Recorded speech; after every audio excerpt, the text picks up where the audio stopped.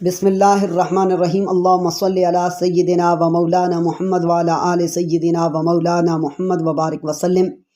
آج ہم بات کریں گے مسلمانوں کی تاریخی فتح یعنی غزوہ بدر کی۔ قریش مکہ کا ایک قافلہ جو کہ شام کی طرف سے آنا تھا اور امیر قافلہ ابو سفیان تھا۔ اس قافلے میں قریش کا بہت سا مال تھا۔ جب یہ قافلہ بدر کے قریب پہنچا تو نبی علیہ السلام کو خبر لگی۔ آپ نے فوراً مسلمانوں کو نکلنے کی دعوت دی، اسی لیے جلدی سے تیاری کر کے آپ بتاریخ 12 رمضان المبارک بروز ہفتہ مدینہ سے نکلے اور مدینہ سے 1 میل کے فاصلہ پر لشکرگاہ مقرر ہوا۔ یہاں لشکر کا جائزہ لینے کے بعد آپ صلی اللہ علیہ وآلہ وسلم نے کم عمر صحابہ کرام مثلاً ابن عمر، برا بن حازب، انس بن مالک، جابر، حضرت زید بن ثابت اور حضرت رافع بن خدیج رضوان اللہ علیہم اجمعین کو واپس کر دیا اور باقی صحابہ کو لے کر روانہ ہوئے۔ آپ صلی اللہ علیہ وآلہ وسلم کے ساتھ صرف 70 اونٹ، 2 گھوڑے اور 308 مجاہدین تھے، جن میں سے مہاجرین کچھ 60 سے اوپر تھے اور باقی سب انصار تھے۔ ابو سفیان کو شام میں خبر لگی تھی کہ آپ صلی اللہ علیہ وآلہ وسلم قافلہ کی واپسی کا انتظار کر رہے ہیں، اس لیے اس نے حجاز کے قریب پہنچ کر ایک قاصد کو 20 مثقال سونے کی اجرت پر مکہ میں قریش کے پاس بھیجا تاکہ ان کو قافلے کے بچانے کی ترغیب دے۔ مکہ میں پہنچ کر اس قاصد نے اپنے اونٹ کا کجاوا الٹ دیا اور اپنی قمیص پھاڑ دی اور یوں پکار پکار کر کہہ رہا تھا، اے گروہ قریش، قافلہ تجارت، قافلہ تجارت، تمہارا مال ابو سفیان کے ساتھ ہے۔ محمد صلی اللہ علیہ وآلہ وسلم اور ان کے اصحاب اس کو روکنے کے درپے ہو چکے ہیں، میں خیال نہیں کرتا کہ تم اسے بچا لو گے۔ فریاد فریاد۔ یہ سن کر قریش کہنے لگے، کیا محمد صلی اللہ علیہ وآلہ وسلم اور ان کے اصحاب گمان کرتے ہیں کہ یہ قافلہ بھی عمر بن حضرمی کی مانند ہوگا؟ ہرگز نہیں، اللہ کی قسم انہیں معلوم ہو جائے گا کہ ایسا ہرگز نہیں ہوگا۔ غرض قریش جلدی جلدی نکلے اور ان کے اشراف میں سوائے ابو لہب کے کوئی بھی پیچھے نہ رہا۔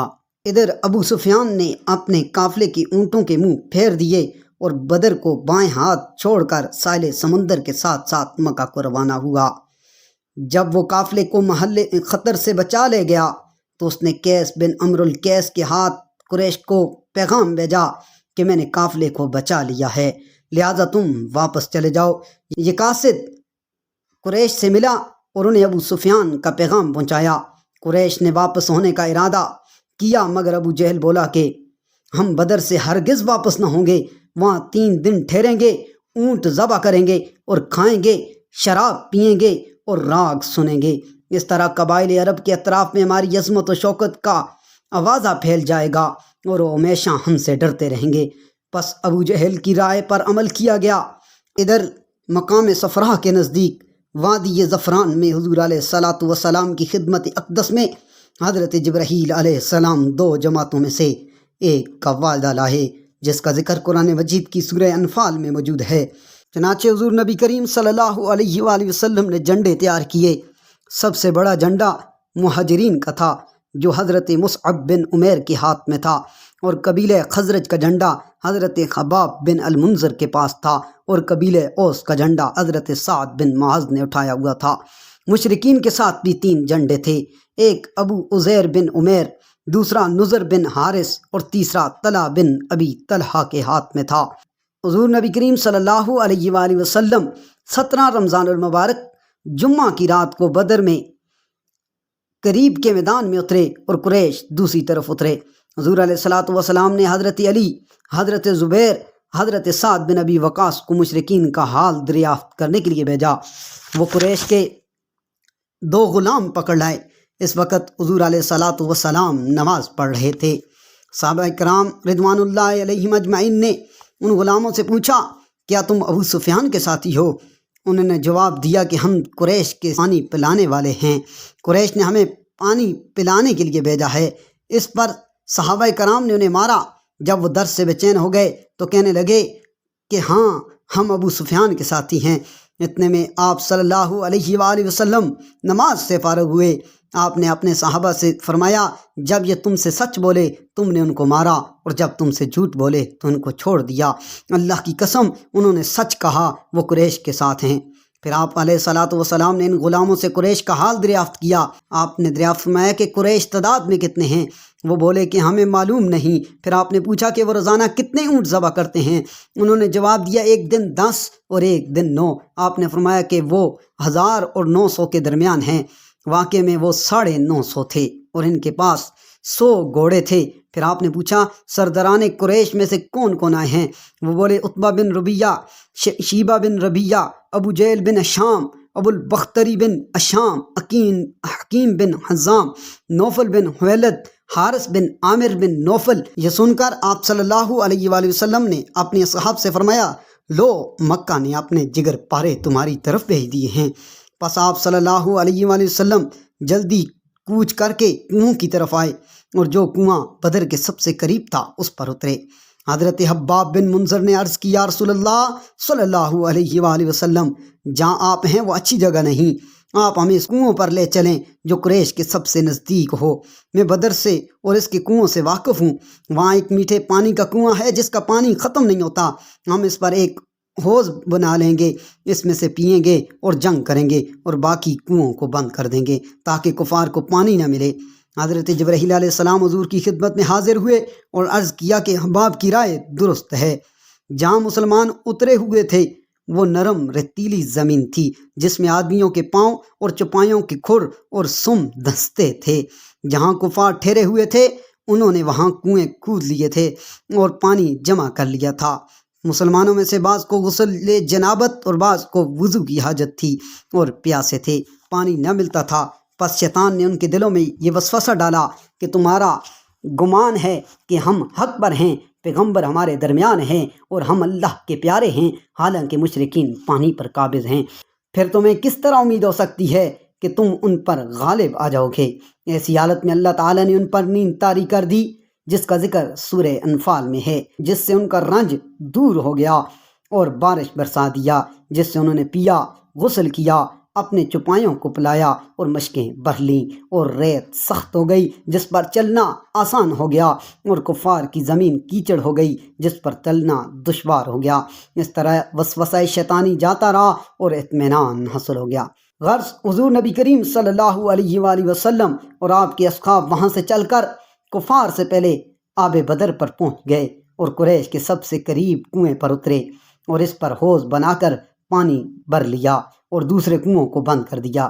پھر آقا علیہ الصلوۃ والسلام کے لیے اونچی جگہ پر ایک عریش کھجور کی شاخوں کا سائبان بنایا گیا، اور حضرت صلی اللہ علیہ وآلہ وسلم بذات خود معرکہ کی جگہ تشریف لے گئے اور دست مبارک کے اشارے سے فرماتے تھے کہ یہ فلاں کافر کے مارے جانے کی جگہ ہے، یہ فلاں کافر کی قتل ہونے کی جگہ ہے، جیسا کہ آپ علیہ الصلوۃ والسلام نے فرمایا تھا۔ لڑائی میں ویسا ہی وقوع میں آیا۔ ان میں سے کسی نے بھی اشارے کی جگہ سے 1 انچ بھی تجاوز نہ کیا۔ یہ سب کچھ جمعہ کی رات بتاریخ 17 ماہ رمضان المبارک میں واقع ہوا۔ کفار کیچڑ کے سبب سے اپنی جگہ سے آگے نہ بڑھ سکے۔ حضرت صلی اللہ علیہ وآلہ وسلم اپنے ساتھی حضرت صدیق اکبر رضی اللہ تعالی عنہ کے عریش میں داخل ہوئے۔ یار غار یہاں بھی عریش کے اندر اپنے آقا نامدار کی حفاظت کے لیے شمشیر برہانہ علم کیے ہوئے تھے، اور دروازے پر حضرت سعد بن معاذ تلوار آڑے لٹکائے پہرا دے رہے تھے۔ آقا علیہ الصلوۃ والسلام تمام رات جاگتے رہے اور مصروف دعا رہے۔ صبح ہوئی تو لوگوں کو نماز کے لیے آواز دی اور نماز سے فارغ ہو کر جہاد پر وعظ فرمایا۔ پھر آپ صف آرائی میں مشغول ہوئے۔ آپ کے دستے مبارک میں ایک تیر کی لکڑی تھی جس سے کسی کو آپ اشارہ فرماتے کہ آگے ہو جاؤ اور کسی سے ارشاد فرماتے کہ پیچھے ہو جاؤ۔ اب لڑائی شروع ہوئی تو مسلمانوں میں سے جو سب سے پہلے لڑائی کے لیے نکلا وہ حضرت عمر فاروق رضی اللہ عنہ کا آزاد کردہ غلام تھا، جسے عامر بن حضرمی نے تیر سے شہید کیا۔ وہ مسلمانوں میں پہلا قتیل تھا۔ پھر انصار میں سے حضرت عارثہ بن سراقہ شہید ہوئے۔ بعد ازاں آپ صلی اللہ علیہ وآلہ وسلم نے مسلمانوں کو ترغیب دی اور فرمایا بہشت کی طرف اٹھو جس کا عرض آسمان و زمین کے برابر ہے۔ یہ سن کر حضرت عمیر بن حمام انصاری بولے، یا رسول اللہ، بہشت جس کا عرض آسمان و زمین ہے؟ آپ نے فرمایا ہاں۔ تب حضرت عمیر نے کہا واہ واہ۔ رسول اللہ نے پوچھا کہ تو نے واہ واہ کیوں کہا؟ حضرت عمیر نے کہا عرض کیا یا رسول اللہ فقط اس توقع پر کہ میں اہل جنت سے ہو جاؤں۔ آپ نے فرمایا تب تو بے شک اہل جنت میں سے ہے۔ اس پر حضرت عمیر نے اپنی ترکش سے چھوارے نکال کر کھانے شروع کیے، پھر کہنے لگے اگر میں زندہ رہوں یہاں تک کہ یہ چھوارے کھا لوں تو البتہ یہ لمبی زندگی ہے۔ یہ کہہ کر حضرت عمیر نے چھوارے جو پاس تھے پھینک دیے، پھر جہاد کیا یہاں تک کہ شہید ہو گئے۔ اس کے بعد مشرکین نے چلا کر کہا محمد ہماری طرف اپنی قوم میں سے ہمارے جوڑ کے آدمی بھیجیں۔ یہ سن کر آپ صلی اللہ علیہ وآلہ وسلم نے فرمایا بنی ہاشم اٹھو اور اس حق کی حمایت میں لڑو جس کے ساتھ اللہ نے تمہارے نبی کو بھیجا، کیونکہ وہ باطل لائے ہیں۔ پس حضرت امیر حمزہ جن کے سینے مبارک پر بطور نشان شتر مرغ کا پر تھا، اور علی بن ابی طالب رضی اللہ عنہ اور عبیدہ بن مطلب بن عبد مناف دشمن کی طرف بڑھے اور ان کے سروں پر خود تھے۔ عتبہ نے کہا تم بولو تاکہ ہم پہچان لیں۔ حضرت امیر حمزہ نے کہا میں حمزہ بن عبد المطلب شیر خدا اور شیر رسول ہوں۔ عتبہ بولا یہ اچھا جوڑ ہے، میں حلیفوں کا شیر ہوں۔ پھر اس نے اپنے بیٹے سے کہا ولید اٹھ۔ پس حضرت علی کرم اللہ وجہ گل کریم ولید کی طرف بڑھے اور ایک نے دوسرے پر وار کیا، مگر حضرت علی نے اس کو قتل کر دیا۔ پھر عتبہ اٹھا، حضرت امیر حمزہ اس کی طرف بڑھے اور اسے قتل کر دیا۔ پھر شیبہ اٹھا، حضرت عبیدہ جو اصحاب میں سے عمر میں سب سے بڑے تھے اس کی طرف بڑھے۔ شیبہ نے تلوار کی دھار حضرت عبیدہ کے پاؤں پر ماری جو پنڈلی کی گوشت پر لگی اور اسے کاٹ دیا۔ پھر حضرت امیر حمزہ اور حضرت علی شیبہ پر حملہ آور ہوئے اور اسے قتل کر دیا اور حضرت عبیدہ کو اٹھا کر آپ کی خدمت میں لائے۔ یہ سب کچھ دونوں فوجوں کے اجتماعی حملہ سے پہلے وقوع میں آیا۔ پھر دونوں فوجیں مقابلہ کے لیے نزدیک ہوئیں۔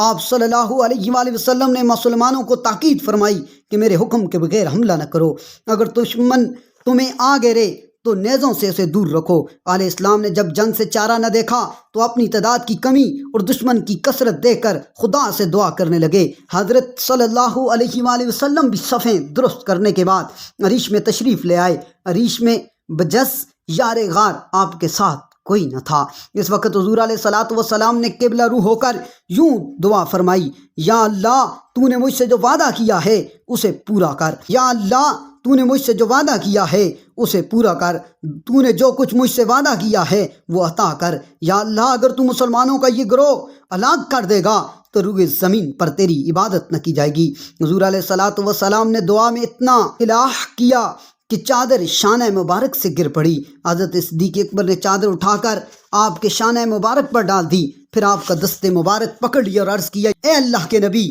آپ کو آپ نے پروردگار سے اتنی ہی درخواست کافی ہے، جو اس نے آپ سے وعدہ کیا وہ جلدی پورا کر دے گا۔ عریش ہی میں آپ صلی اللہ علیہ وآلہ وسلم پر غنودگی طاری ہوئی۔ جب آپ صلی اللہ علیہ وآلہ وسلم بیدار ہوئے تو فرمایا ابو بکر بشارت ہو، اللہ کی نصرت آ پہنچی ہے۔ حضرت جبرائیل گھوڑے پر سوار باغ پکڑے آ رہے ہیں اور اس انعام کو اللہ نے یوں بیان فرمایا استستغیثون ربکم فاستجاب لکم انی ممدکم بألف من الملائکۃ مردفین۔ سورہ انفال۔ پہلے 1000 فرشتے آئے، پھر 3000 ہو گئے، بعد ازاں بصورت صبر و تقوی 5000 ہو گئے۔ شیطان نے جو بصورت سراقہ کفار کے ساتھ تھا جب یہ آسمانی مدد دیکھی تو اپنی جان کے ڈر سے بھاگ گیا۔ آپ صلی اللہ علیہ وآلہ وسلم نے کنکریوں کی مٹھی لے کر کفار کی طرف پھینک دی۔ کوئی مشرک ایسا نہ تھا جس کی آنکھ میں کنکریاں نہ ہوں۔ اب حضور علیہ الصلوۃ والسلام نے اجتماعی حملے کا حکم دیا۔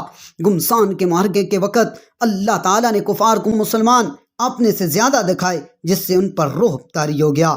قتل کا بازار گرم ہوا، فرشتے نظر نہ آتے تھے مگر ان کے افعال نمایاں تھے۔ کہیں کسی مشرک کے منہ اور ناک پر کوڑے کی ضرب کا نشان پایا جاتا، کہیں بے تلوار سر کٹنا نظر آتا۔ آخر کار کفار کو شکست ہوئی اور وہ بھاگ نکلے۔ چنانچہ قریش کا لشکر تتر بتر ہو گیا اور بھاگنا شروع کر دیا، اور یوں اللہ تعالیٰ نے ایک لشکر کثیر کو مسلمانوں کے قلیل لشکر کے ذریعے شکست دوچار کر دیا۔ اس جنگ میں مسلمانوں میں سے صرف 14 شہید ہوئے، مشرکین میں سے 70 قتل ہو گئے اور 70 گرفتار ہوئے۔